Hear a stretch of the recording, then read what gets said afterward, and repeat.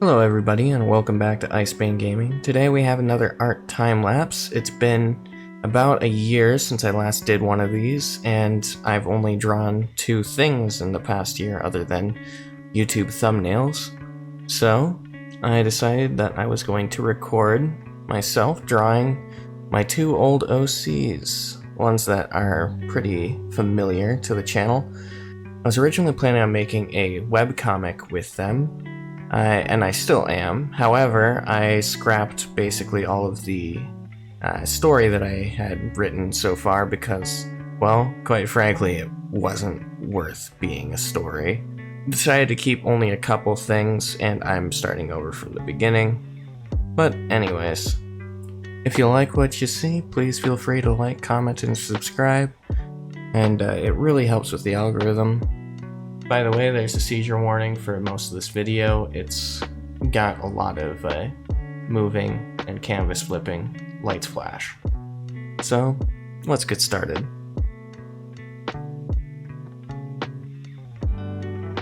Alright, so I started off with a few guidelines to follow. And I moved stuff around a lot during my entire process of creating, and very early on I was making food, so that's what that was, and I cut out about 30 minutes where I was just eating and watching videos, yeah, I do some fine tweaking here and there to try to make it feel as close to what I want as possible.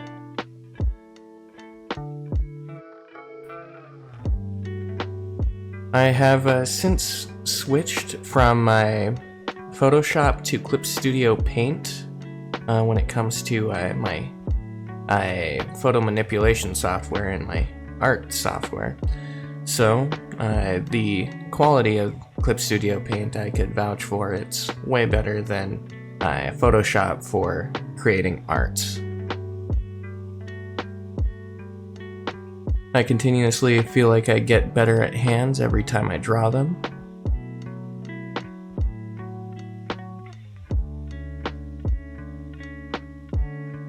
And I drew the little heart outside of the shirt so that I could get it proportionally accurate. I put Jazz's hands there, but I decided to I draw it outside and put it in.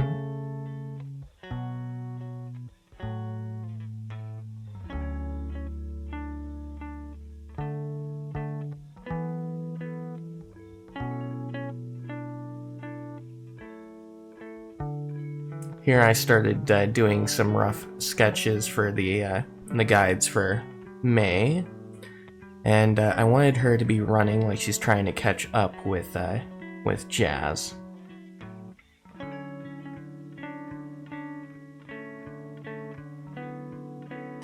I fumbled around with the leg here quite a bit until I decided that most of the leg would be covered considering the perspective. Another good hand on my part. A lot of fiddling around to make sure that it's all accurate.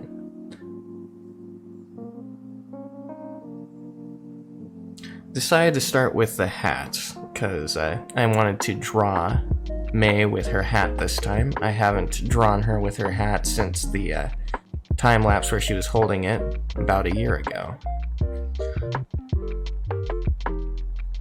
It was always part of her design, but I haven't utilized it until this point.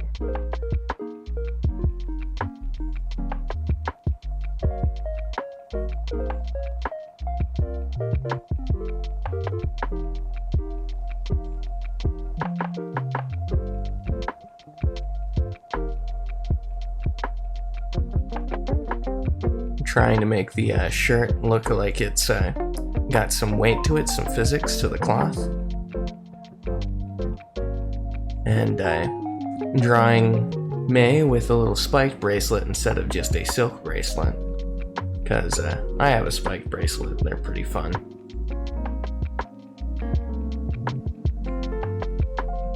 I drew her with a very thick rear there, and then I flattened it out because I didn't feel like it looked right with her character.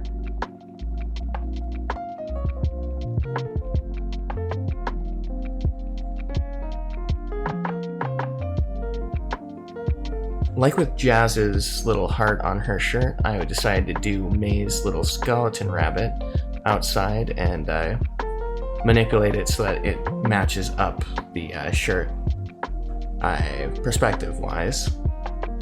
And yeah. Decided to move her head down a bit because her head wouldn't be standing straight up from this angle. I move that eye up, but I move it back down later because I realized that doesn't look right. And then I started doing the tails.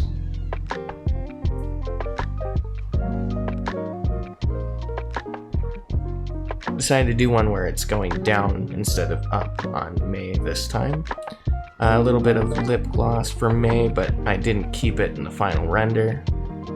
This is still the rough sketch. I saved for the first time. And then I didn't touch it for about 2 weeks and picked it up again.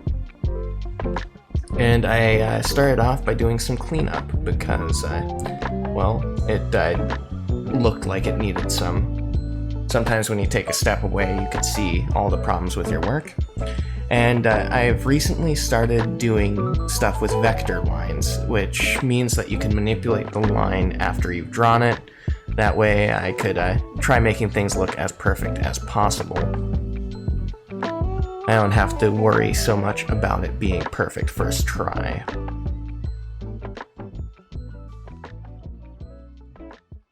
As you could see, I was manipulating control points there.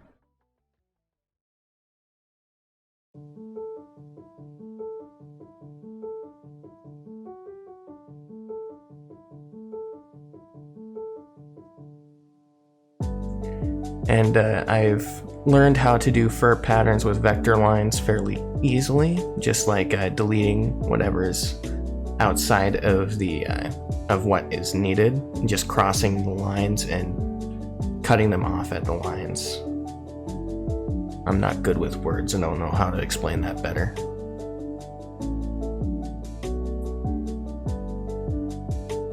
Could also use it to move them as objects, like I did with the little paw print there. And you can also control line thickness with the vector lines. I don't use it too much in this image, but I do use it a lot when I'm making YouTube thumbnails.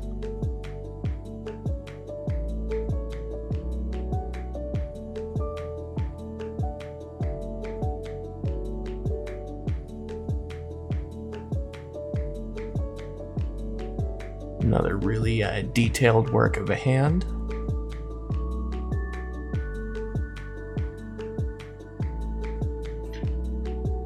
And I do a few more fine details before I move on to May.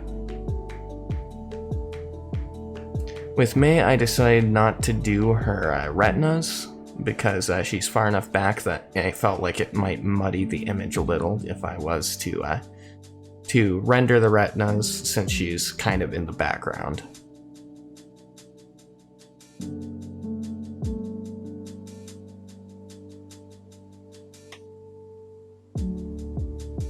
Vector lines have saved me a fair bit of time, considering I don't have to draw and redraw things. Instead, I just draw them once and try to connect them up to where I want them to be in the roughs. It'd also be a little bit more sloppy in the roughs if I wanted to, but I'm never really super sloppy in the roughs. It's mostly just messy lines.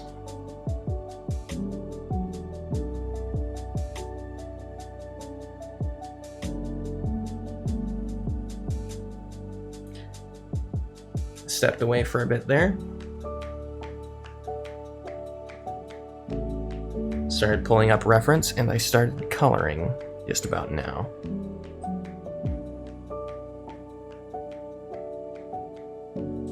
In a moment, I'm going to make the background tan because it's a lot easier to tell apart from what's been colored and what hasn't been from a neutral brown color. There we go. And I didn't use the same color palette I used in previous iterations. I decided to try picking out some new colors that were similar but slightly different. Nothing too crazy, just felt like it was needed. Also, it's a little easier. I try something new with the eyes coming up. I decided to make the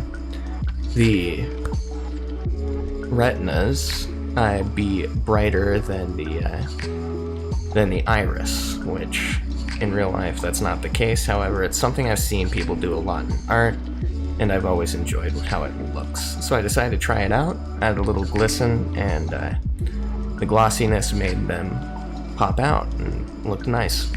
I decided to go with a dark brown for the line art instead of coloring the lines the way I normally do. This is just something that I experiment with to save time. If I'm ever to make that comic I mentioned, I do not want my workflow to be 8 hours an image. I want it to be at most 4. But, c'est la vie. I messed around with May here on the bunny on her shirt, but I ended up keeping the color I first started with.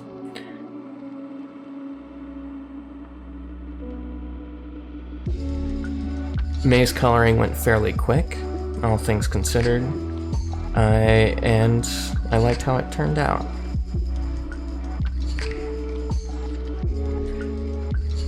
You'll see in a second that I chose to save shading until I was done with the background, and I don't start the background until about a week after I initially finished the coloring of both Jazz and May.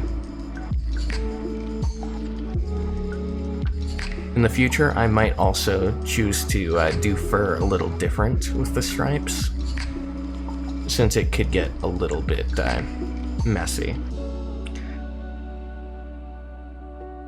As you can see, I'm whipping out some trees here. Nice birch, a nice oak.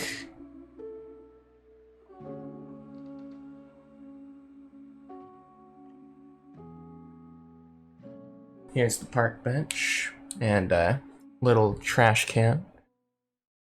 Felt like I wanted it to look like an actual city park. Little pine tree here. And I originally didn't want to add a lake, but I decided that it might be best to fill up all this empty space because I didn't want to draw a bunch of characters. I ended up drawing a few later on, but c'est la vie. You'll see that I'll go back to a tan background once I'm done with these red lines. A little silhouetted city in the background, didn't want to do things too detailed there. Here is another tree that I'm working on. I ended up deciding to make it a willow, because I don't draw that many willows, and they're fun trees. I like how they look. I decided to try a new technique with clouds. I'm, as you can see, making them look a little bit more fluffy, and I'm shading with the red line to show where I want the shadow to be on the clouds, and I believe that they are the last thing that I shade other than Jazz and May.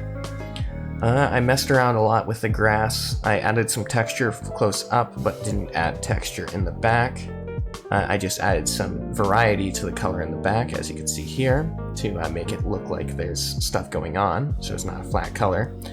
However, I figured since the focus point would be closer to them, that would be the only place you'd see the grass. Here's a sidewalk path, and I started coloring trees.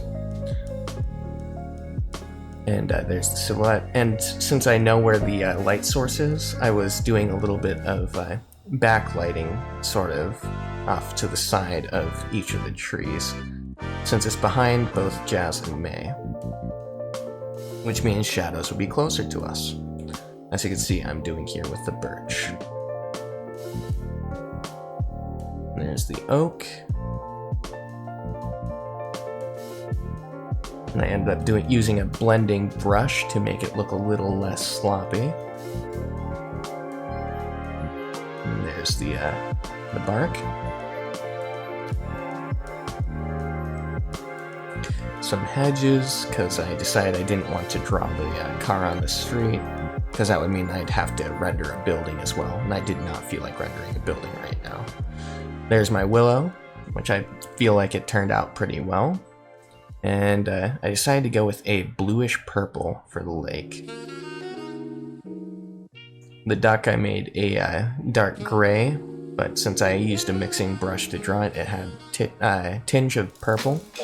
That little cattail is puffed out because that's what they do when they're done breeding. And with the trash can, I fiddled around a fair bit with it because I didn't like how it turned out the first time I rendered it. With backgrounds, I tend to not to like doing any line art. I like to do it in a more painty style. That way it doesn't draw attention away from the subjects. Here I am blocking in those clouds. Since I was using a blending brush, they were slightly translucent, and I decided I didn't want that. However, if I was to keep it, it might have looked better even still, because it would have faded a bit more with the sky when I'm done making the sky. There's the cloud in the back. It's a anvil cloud, so it's getting ready to storm. And I decided to go with purple and orange, which normally I do pink and orange, like sherbet colors, a good sunset, but this is a later sunset palette, because it's starting to be closer to nighttime. And if I was to do it a little bit more accurately, I'd bring the sun a bit lower, but whatever. And I decided to make some stars in the darker area of the sky, and I added a tint to everything to bring all the colors together. Decided that there was a bunch of empty space there, so I added a bit more lake. And here is UBC, a character that I don't think has shown up on anything on my channel. However, when I was doing commissions, I started drawing him in the background of every piece, and he's kind of become one of my signatures. Just a small character. Here is my fox character, because I wanted to populate the background a tiny bit, and that's me. That's the character I made when people asked me what my Sona was, because I didn't have one. And here is Yuki, my other fox OC, and I decided that, well, two foxes hanging out, maybe it's a picnic. There's a little basket there. And I made a little water bottle for me, just to make things be a little bit more, well, populated, as I said. And since the light sources behind them, they're backlit, meaning that the shadow is going to be almost exclusively in the front.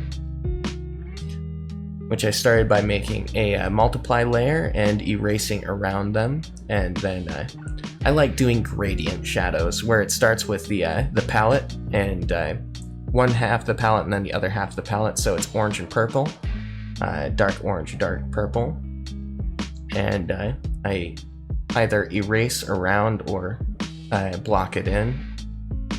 There's some pastels for the lighting, which is a screen layer, and for a little glistening effect, I used whites on a layer above all the other layers. Here I was playing around with a filter over everything again, just another one, to bring both Jazz and May onto the same color palette. And it kind of desaturated everything in the background, but I liked that, so I kept it. And I decided that it felt a bit barren behind Jazz there, so I added a little tree. Here's some sun flares, which I was deciding to do because, well, the sun's going to be visible in the camera, so it's going to do that. And I messed around with it a lot, trying to decide what would look most accurate, and I decided that what would be most accurate with what it would do with the lens, it wouldn't have worked for what I was going for. And yeah, after all that, this is the image, and well, thank you very much for watching. I hope you enjoyed. Like, comment, subscribe, whatever you want to do. and hopefully I'll do more of these in the future. If you want commissions, feel free to reach out, though do not offer me things like $10 or $20 because I do not undervalue myself. But yeah, reach out and I'll come up with a price that would match the difficulty of whatever you are requesting. Regardless, thank you guys very much for watching, and have a good one.